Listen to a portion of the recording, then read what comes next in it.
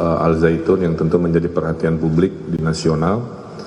Pada dasarnya kami melaporkan progres dari tim investigasi yang kami bentuk sebagai gubernur yang melakukan investigasi dua arah, melakukan wawancara langsung kepada yang bersangkutan dan tim dari Al Zaitun dan juga melakukan penggalian data lapangan terkait apa-apa yang menyertai permasalahan ini. Pimpinan Ponpes Al Zaitun Panji Gumilang hadir memenuhi panggilan tim investigasi yang dibentuk Gubernur Jawa Barat dan MUI Jumat siang.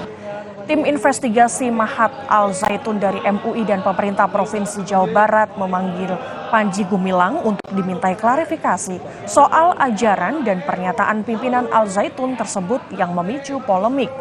Namun perwakilan dari MUI Pusat yang turut hadir mengatakan Panji Gumilang menolak permintaan klarifikasi.